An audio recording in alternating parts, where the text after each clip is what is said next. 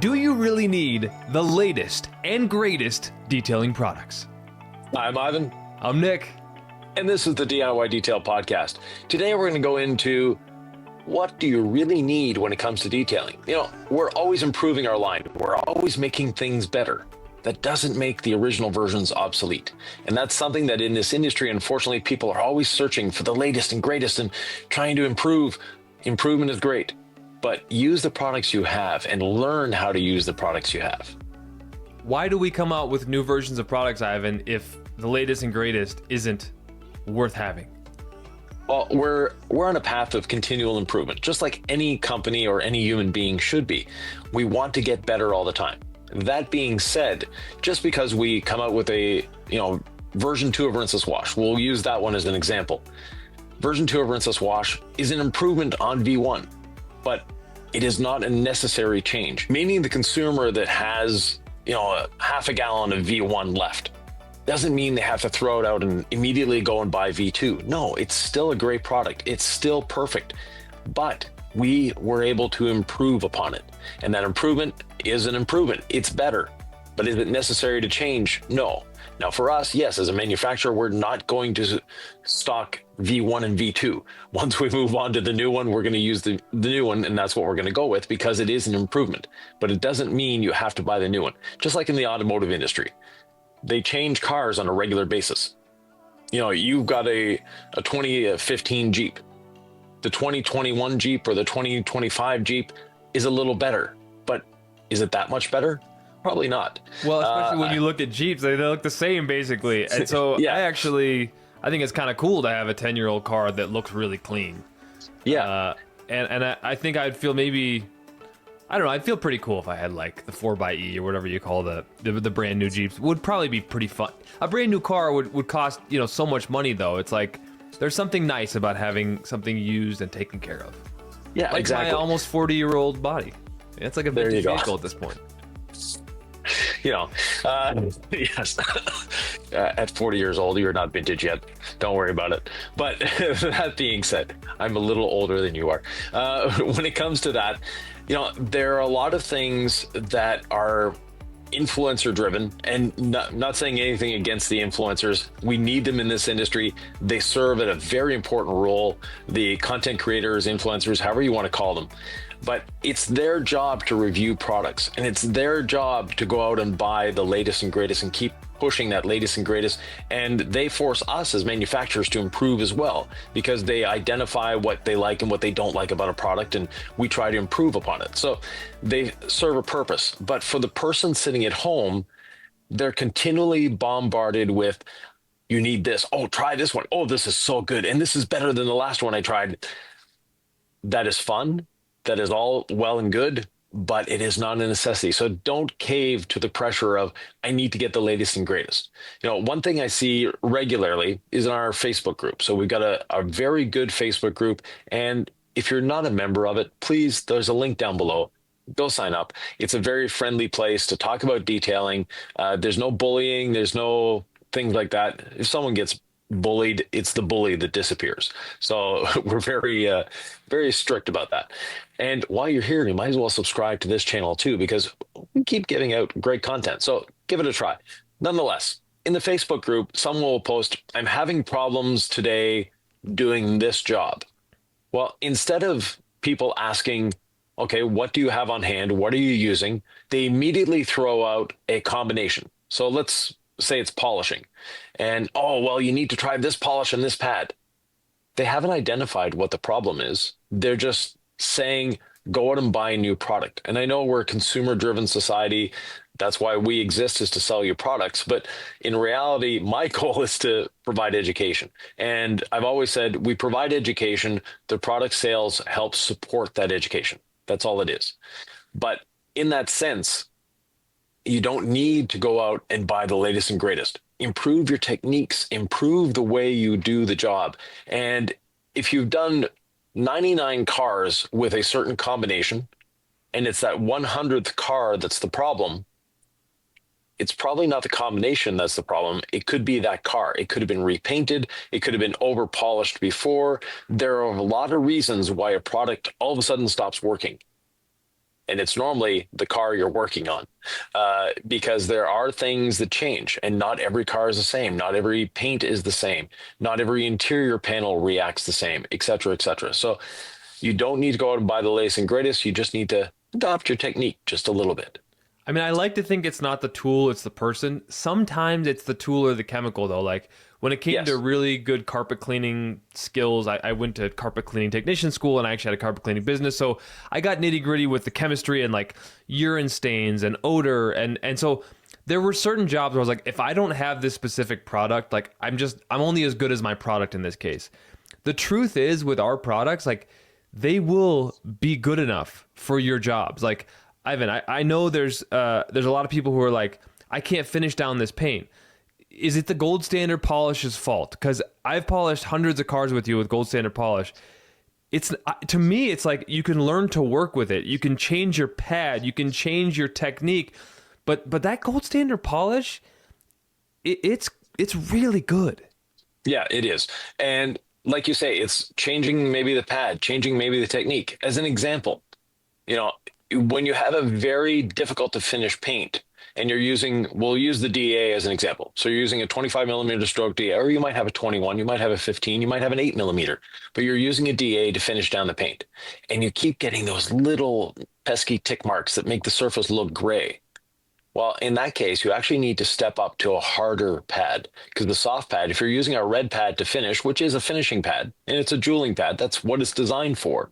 But on a DA, on certain paints, it may not be the pad of choice. And people don't automatically have the reflex to say, okay, it's not finishing well with a finishing pad. It must be the product or the gold standard that's the problem. No, it's your pad. And then you need to change pads and go to a stiffer pad. And a stiffer pad will reduce micromarring. Go to a longer stroke. If you have a longer stroke machine, that will also help reduce micromarring. So there are a lot of things you can adjust in your technique. Now, you only have one polisher, you only have one polish, and you have two pads. Then it's time to change between the two pads, try the two out, and also try different variances in pressure, in speed, in arm speed, and also the amount of liquid in the pad, not the liquid on the pad. So I'm not saying the amount of polish you're putting on the pad. It's always one spray. For us, don't go to 2 sprays. Don't go to 3. 1 is always the way to go. But if you leave your pad just a little wetter, you may be able to finish down a little better. Or if you dry it out a little more, there's all those little variances that through time, through experience, you'll just do automatically. In my shops, my employees didn't follow social media. And that was a blessing for me, because they didn't know that certain cars had soft paint, certain cars had hard paint. They just looked at the results and go, oh, I need to adjust. And they adjusted. All they had was 3 pads and 1 polish and 2 machines. That's all my technicians ever had, and they were able to finish down every car to their satisfaction, to the customer's satisfaction, without any problems. And we're not just telling you only use DIY detail products. What we are saying is we get a lot of comments by now. We have a lot of social media presence at this point. Ivan, I know you get a lot of DMs responding to all the YouTube comments. We get personal emails, DMs on Instagram, right? And when people are asking to troubleshoot, it's very difficult for us and our customer service team to help you out if you're like, well, I have this brand's polish and this pad and I have your machine. It's like, we can help you the most. And that may not be what you're looking for, but we and the DIY Detail Facebook group can probably help you the most if you have the variables that we're 100% familiar with. Outside of that, it's kind of like choose your own adventure. And choosing your own adventure is fun, Ivan. Yeah. But we have an entire hive or brain trust at this point that you could reach out to for great advice. But the variables involve the DIY system. And that's where you're going to get at least the most reliable advice, in my opinion. Right. But in the Facebook group, we have users that use all sorts of different products. Totally. So there is a great way of doing it. Now, if you are having an issue and you want the group to help the most, the best thing you can do is in that initial post is write exactly what's going on. So some people say, as an example, pictures help too. Pictures are so helpful. Oh, pictures definitely help. Because when we get the 3-page email and there's no pictures, it's like, okay, we need a little more here. Right. Let me see what's going on. Videos are good too. Definitely. Image, a picture says 1,000 words. So that being said, in a Facebook group, some people will say, I'm having problems finishing down this paint. And that's all they put. You need to have more, a little more input. And then the people will ask them, okay, what were you using? What pad? What machine? All that. If you're having an issue, write down all the variables. And some people will say, there was one recently that they had problems with the app. And when they used the adhesion promoter polish, the C6 app, on a vehicle, it all of a sudden, the scratches all came back. That comes down to the polish they were using before was hiding instead of cutting. And the app is a deep cleaner. It is going to expose every flaw in that paint. That's what it does. So, but that person throughout the whole thread was, no, if they had written everything in the beginning, a lot of people could have gotten to the answer immediately and said, oh, this is what you need. So we don't mind the interaction on the group. We actually enjoy the interaction. And, the more people post on the group, the better it is. But at the same time, the more information you can give in that post or in that email to us or whatever, the easier it will be to help you diagnose certain things. Recently, and this is why I love our DIY Detail Facebook group, and again, I hope you join it. Recently, I asked in my local town, it's like the Ask, the name of my city page. Yeah. And I was looking for, like a summer camp for kids, just something to do, because anyway. And the first response, they have an automatic generated AI bot saying, people have asked this question before. Please check the prompts. And then it took like 3 days and one person responded. And I was like, what we encourage in our group is never to worry about what people have asked before. Ask your questions. If they're dumb, who cares? Everyone's a beginner at some point. We never answer like, we never say, dumb question, this has been asked before. No, it's the opposite. And that's what makes ours a vibrant page. Like this page has 30,000 followers, but it felt very dead to me to have an AI bot respond. So just so you know, if you go to the DIY Detail Facebook group, ask your question. We're not going to judge you if it's a newbie one. And often people who are newbies, experienced, somewhere along the line, they enjoy answering the question because they were in your shoes recently. And they're just so happy that they've learned it. Now they want to share it with you. So not all Facebook pages are created equal. And getting that perspective reminded me of how much we encourage folks. Go ahead and ask your questions. Like people love helping out. Yeah. And speaking of the AI bot, it just recently came into our group or to most Facebook groups.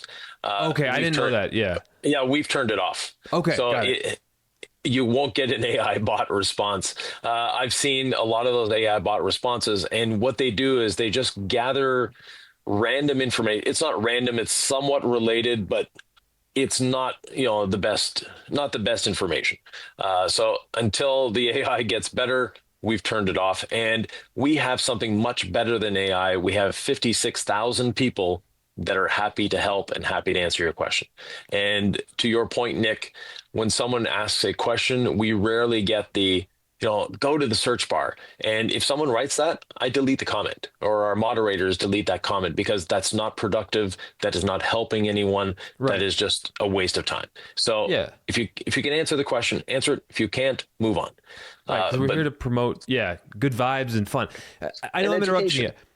Fun is so important. And if people want to buy the new latest and greatest because that's going to make them have more fun, I think that's something that Ivan would want to encourage. I had Cars with Keeve on the Nick at Night podcast recently over at House of Rags, our friends there. And you have a podcast as well, The Deep Dive, on Saturdays, and I'm on Sundays. And I was asking Keeve about the latest and greatest, and he's got sprayers and foamers, but what's great about that is like has stuck with incredible suds, and there's nobody who's more into the latest and greatest than him. So he's going down the rabbit hole of all these little nuances of which sprayer and foamer and pressure washer is going to slightly improve your experience. But he's also wise enough, doing all those things that he does, to know when he's got something good. How do we discern, Ivan LaCroix? Basically, what do I stick with, and what do I keep searching for the best on, right? The latest and greatest. If you're enjoying the product you're using, keep using it. There's no need to change. And that's where people get into this rabbit hole of, I need, I've said this many times, the pan the organizer shelf. So if you look at Pan's shelves, and the ones we see on video are just a small part of what he's got. But nonetheless, he's got this shelf just full of different products. And That's because he reviews and tests products. That's the same with Keeve. He reviews and tests pressure washers. We've never, no one's really seen it, but he's got a back storage room that maybe has 40 pressure washers in it, because he keeps all the pressure washers that he tests to, if he ever needs to bring it back for a comparison test, he's got it. I can do it. So that tells you a lot. And like you say, he uses Incredible Suds because it works. He has companies sending him soap all the time, but he keeps using Incredible Suds because it's a constant. It's not variable. It's not varying. And he can, he knows how to dilute it. He knows how to work with it. That is what you need to do as a detailer and as an enthusiast, is do that. Now, as an enthusiast versus a for-profit detailer, there's two different things here. For a for-profit detailer, you need to have the least amount of products possible and know your products inside and out. As a hobbyist, it's fun trying different things. Think of it as someone that's into wine tasting. They're not going to taste the same bottle of wine over and over and over again. They're going to go out and buy every different wine they can possibly find to taste and to try, and to, does this go better with a steak or with fish or whatever? With us, our product line is designed to be simple. It's designed to be easy. It's designed to work. But there are a lot of people out there that their fun is trying different products, getting up Saturday morning and going, today I'm going to do a rinseless wash, or today it's a foam cannon kind of day. And, what drying aid are they going to use? And are they going to use a drying aid? And all these different variables that make it fun. For a lot of people, that is the fun of detailing. For other people, though, it's gets them so anxious because, okay, which soap am I going to use? Is this the right soap for this job, for this car, et cetera, et cetera? So that becomes a very, torturing moment for them, because it's like, what do I use? If they only have one soap, it's very easy to answer what they're going to use. So again, if you have employees, you don't want them questioning their choices, because they should not have any choices. They should have the soap that's in the shop, the rinseless that's in the shop, the drying aid that's in the shop, not the drying aids. If you have a wax, you should only have one wax. If you have a sealant, you should only have one sealant, et cetera, et cetera.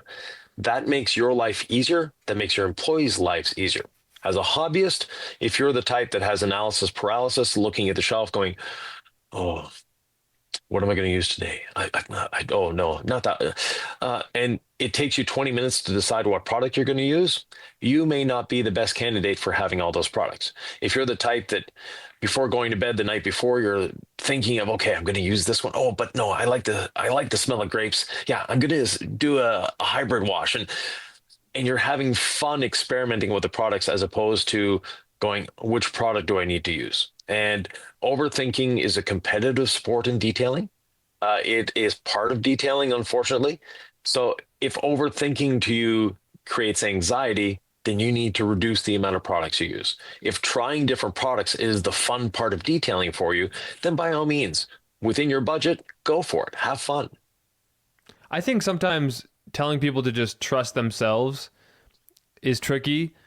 So if you're having a tough time trusting yourself and making decisive action with detailing, just more experience is your friend, right? More experience will give you the confidence to trust what you're seeing, because once you have a little bit of experience under your fingers, under your belt, whatever this thing is, more experience, then you'll know, I love ceramic gloss. Like, I love rinseless wash. I love whatever product you have. Like, this gets me the results I want every time. I don't need to overthink it anymore.